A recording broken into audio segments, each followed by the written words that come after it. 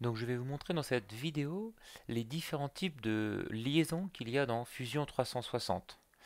Donc en effet, on retrouve ici des liaisons et les liaisons réelles qui sont qui ressemblent en tout cas à deux liaisons très ressemblantes, mais toutefois il y a une grande différence.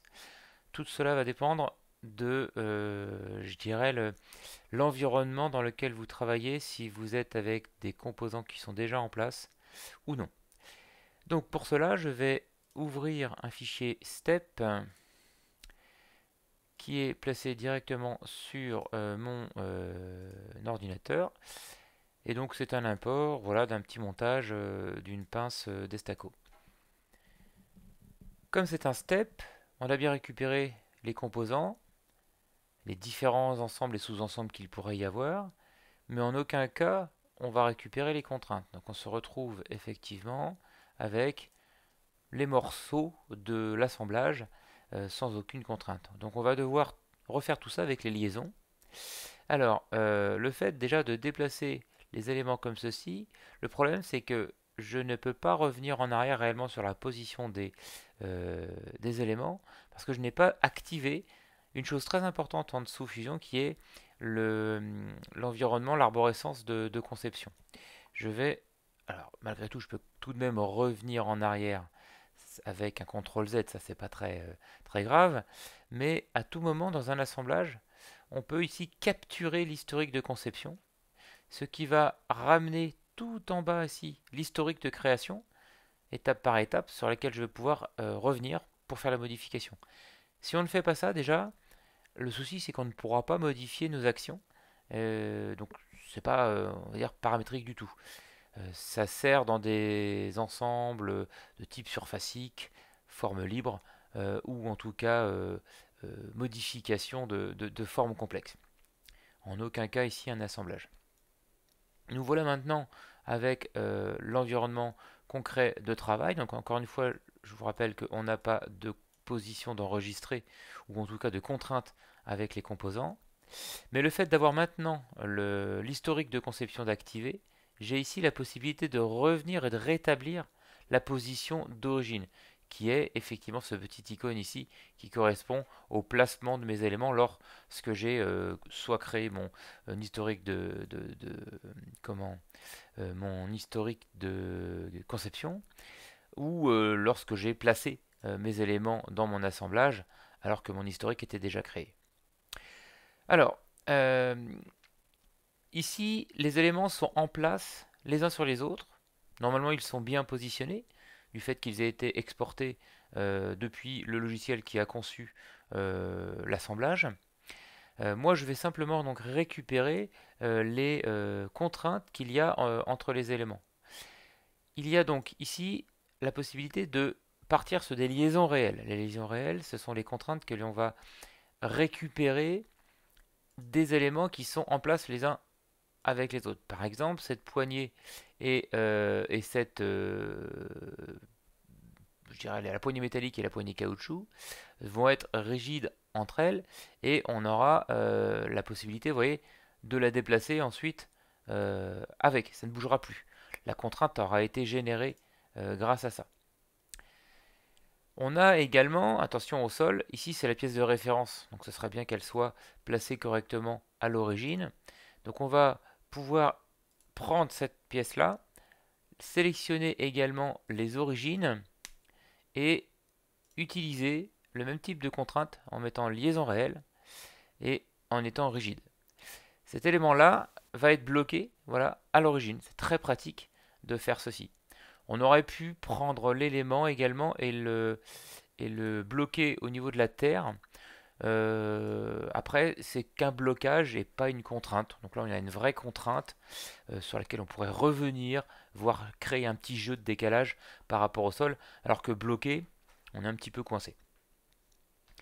Ensuite, les éléments un petit peu basiques sont faits.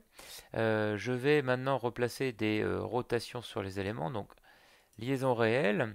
Alors, on pourrait préchoisir aussi les éléments de type révolution que je veux faire. On peut le faire après, il n'y a pas de problème. Donc, on va prendre d'abord un premier composant un deuxième composant ensuite et positionner, je dirais, le point de pivot, l'axe de pivot de cette fameuse rotation. Alors on retrouve ici également le menu déroulant qu'il y a ici. Euh, Ici, pas d'intérêt de le mettre parfaitement au centre. On peut prendre un axe même décalé sur le côté. Il va nous montrer un petit peu ce dont est capable la rotation et dans quel axe elle va tourner. Ici, ça me va bien, je valide. Ce qui fait que maintenant, quand je veux vérifier un petit peu les mouvements, on a effectivement cette rotation, cette liaison de type rotation qui est bien appliquée. La poignée reste accrochée à la partie métallique. Je réactive sans arrêt la position de départ pour que ce soit pour que je reparte toujours d'une position 0. Alors, on peut comme ça continuer à monter les éléments entre eux. On va donc refaire une liaison réelle. Alors, entre cette pièce-là et cette pièce-là, par exemple, et on va l'articuler ici. Alors, là, pareil, hein, je peux prendre un axe au centre ici, je pourrais prendre un axe sur le côté, peu importe, du moment que la rotation soit au bon endroit. En dessous, ça va être pareil. On va, cette pièce-là n'étant pas accrochée, on va la faire axer. Hop, liaison réelle. Donc cette pièce-là d'abord, celle-ci ensuite. Et on peut prendre cet axe sur le côté ici, voilà. Donc là, c'est un petit peu toujours le même genre de liaison. Donc on y va avec les sélections d'abord, la sélection de l'axe ensuite, et on valide. Alors là, normalement, on devrait commencer à avoir quelque chose assez sympathique. Tout n'est pas encore complètement contraint, mais on voit tout de suite une cinématique intéressante au niveau de cet assemblage. Notre groupe ici, nos éléments, nos pièces, on va pas avoir trop d'intérêt de faire de liaison réelle entre l'écrou, l'axe, l'écrou, la petite rondelle, etc. Ça va être une perte de temps, sachant que on peut imaginer ne jamais avoir à modifier ce type d'assemblage. Du coup, on va utiliser autre chose qui est ce qu'on appelle un groupe rigide. On va dire que ces éléments-là, que je vais sélectionner donc les uns après les autres, ne bougeront jamais entre eux. J'ai dû désélectionner les pièces. Voilà. Donc on les sélectionne toutes et ces éléments-là, maintenant si je le déplace, seront toujours regroupés, c'est-à-dire que c'est un groupe rigide. Par contre, je vais revenir en position. Il me reste un glissement supposé de cette pièce-là. Bon, une fois que c'est serré, ça bouge plus, mais moi je vais laisser un glissement possible entre les deux. Donc on va continuer ici de faire les liaisons réelles entre cette pièce-là et celle-ci, axée sur cet axe-là. Alors attention, quand vous prenez cet axe ici, si vous cliquez une première fois, la sélection n'est pas vraiment finie. Donc quand on sélectionne l'axe, il nous demande par rapport à quel point. D'accord? Ou on peut venir prendre directement le point si on le souhaite. Alors là, j'étais resté sur la rotation, mais moi, je veux plutôt être avec une forme de glissière. Alors là, il part dans la bonne direction. Ça aurait pu ne pas être le cas. On aurait pu lui changer ici les axes de coulissement. Vous voyez, vers le haut, vers le bas, etc. Donc je lui remets cette liaison de glissière. Alors, deux solutions également pour limiter le débattement. Quand on conçoit des éléments, on peut ici mettre un mini et un maxi. Donc le mini est en 0 et puis je sais pas le maxi à 65. On va mettre 60. Voilà, ça sera peut-être un peu mieux. Ce qui va nous donner lors du glissement une limite. Je peux pas aller plus par là et je peux pas aller plus loin par là. Hein, on a une sorte de butée maxi mini de l'objet sur ce coulissement là. Donc là, j'y ai pensé au moment où j'ai conçu la liaison. Il est toutefois possible de le refaire après coup. Ici, je me dis, mais mince, j'ai oublié, je voudrais faire une limitation sur cette liaison également. Eh bien, je peux revenir plus tard sur la partie ici où on a toutes nos liaisons et on va retrouver les rotations concernées, où on va venir les sélectionner ici vu qu'elles sont toutes visibles. Donc encore une fois, le petit œil devant les contraintes désigne les contraintes qui sont visibles, sinon l'œil est rayé. Quand bien même il pourrait y avoir tous les yeux de visibles ici, toutes les contraintes pourraient être cachées. Donc attention, il y a aussi l'œil sur la liaison générale. Alors, ce qui est plus pratique du coup de prendre une contrainte pour la retrouver facilement. Donc quand on sélectionne une contrainte ici dans le petit navigateur sur la gauche, vous avez à droite une petite flèche orange qui va vous donner la possibilité de réaccéder à ce mini maxi que je vais pouvoir donc modifier. Alors attention, dans quel sens on va aller? Moins 60, c'était pas là. Hop, ça va dépendre de l'orientation des axes. Et là, je suis limité à 60 et hop, alors c'était pas 0, le 0 degré était plus bas. Je dis une bêtise. Hop, on va y retourner. Alors, on va inverser ça. 0, c'est ici. Voilà. Et 60 ici. Donc voilà, je suis bien bloqué à 0 et à 60. Donc on a cette possibilité, ce petit bouton pour inverser quand les directions ne sont pas comme on le souhaite. Alors c'est sympathique, on a fait des montages, donc tout est contraint. Nos éléments bougent correctement. Maintenant je vais vous montrer comment il faut faire quand les éléments ne sont pas en place les uns sur les autres, et par exemple que vous avez placé les pièces une à une dans un assemblage, et donc le type de contrainte ne sera pas identique. Je vais pour cela réouvrir le step. Hop, voilà. Donc on est dans le même fichier, hein. Je vais aller un peu plus vite dans le sens où je vais déjà bloquer les pièces. Comment Pardon, j'ai failli faire une bêtise. Vous voyez, j'ai oublié d'activer à l'import capturer l'historique. Ça, je l'ai vu en fait. D'ailleurs, c'est un très bon exemple. J'ai vu que j'avais pas activé l'historique lors de la récupération parce que ici il n'y avait pas la liaison réelle. Vous voyez, il n'y avait que liaison. Je dis mince, il me manque quelque chose. C'est dû justement au fait que l'historique de conception n'est pas actif. Euh, Sans ça, on ne peut pas trop bien concevoir. Donc j'en étais où? Je vais reprendre ceci et ceci et je vais faire une liaison, non pas glissière mais rigide. Ok. Donc ce morceau-là ne peut plus bouger. Là, je vais faire un groupe directement, groupe rigide, donc de ça, ça, voilà. Comme ça ce sera déjà fait. Donc là, vous allez me dire, mais tout est déjà en place. Ok, mais juste pour vous montrer un petit peu, on va volontairement décaler les éléments pour qu'ils ne soient pas en place. Et là, je vais valider, capturer cette position. Alors, encore une fois, l'historique du modèle permet de revenir en arrière. Mais imaginons, on a un assemblage comme ceci et je veux pouvoir remonter ces pièces entre elles. C'est le même principe, mais c'est bien la différence entre ces deux liaisons. Donc là, je suis fixe, ça ne bouge plus, et lui, c'est un seul groupe, ça va simplifier le montage. Je vais maintenant donc faire des liaisons, et non plus des liaisons réelles.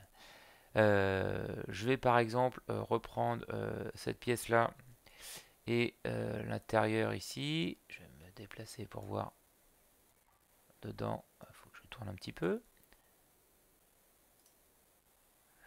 Voilà, on est au niveau mouvement ici, non pas en glissière, mais je veux que ce soit en rigide. Ok. J'aurais pu d'ailleurs dès le début les bloquer pour accélérer un petit peu l'assemblage. Mais voilà, les contraintes ont été posées dans un second temps. Donc que je ne me trompe pas, hop, liaison. Ici, le problème c'est que si je prends ce bord ici et que le jeu entre les deux ne sont pas tout à fait exacts, il est préférable de tout le temps prendre ce qu'il y a au centre. Donc, quand on se déplace sur un axe, notamment ici il y a un petit déport avec un épaulement ou sûrement un roulement ou une bague qui est représentée à l'intérieur, on se retrouve ici avec des petites sélections, vous voyez, où je peux réussir des fois à accrocher le centre, mais c'est des fois pas très facile. Eh bien, il y a une solution très simple, c'est qu'une fois que vous êtes sur l'axe ici, vous maintenez la touche commande sur Mac ou contrôle sur Windows pour aller très facilement chercher l'accrochage. Et maintenant, je peux aller chercher la position sur l'autre pièce, qui va être directe, hein, parce que là, sur le système de sélection, vous voyez, on a un volume au milieu. Donc ça, c'est pratique quand on a du vide entre les deux. Et ce sera donc une rotation. Donc je peux y accéder également ici. Je fais une révolution. Et je fais OK directement, j'attends pas l'animation. Je pourrais désactiver cette animation également, mais ça permet de vérifier directement le mouvement. Alors, on continue. Je vais faire cette liaison. Donc cette fois-ci, là, je suis confronté à une autre difficulté, c'est que il y a du vide entre les deux. Et bien au niveau de la sélection de la première contrainte, enfin de la première pièce, eh bien je peux ici choisir entre deux faces. Donc je choisis en fait d'abord les deux faces et ensuite l'axe, vous voyez, sur lequel je vais me placer. Et ça va prendre automatiquement l'élément. Ici, c'est pareil. Avec toutes les géométries qu'il y a dessus, je ne suis pas sûr de prendre directement la bonne place. Alors, ceci dit, je pourrais prendre celui-là, je pense que ce serait bon. Mais pour l'exercice, dans la deuxième sélection, je peux également faire pareil. Je peux faire entre cette face-là, cette face-là ensuite, ce qui me permet de prendre n'importe quelle arête, même extérieure, voilà, et j'aurai la fixation centrale.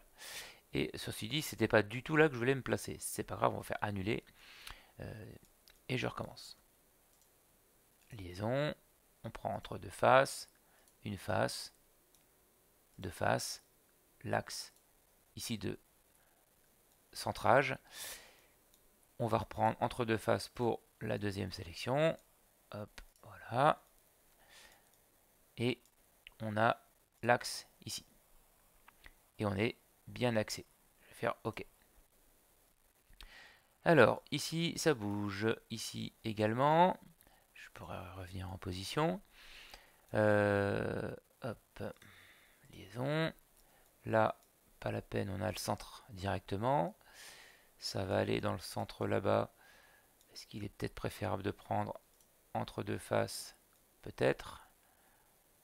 Entre cette face-là et cette face-là. Et je zoome un petit peu et je vais prendre l'axe ici. Voilà. OK.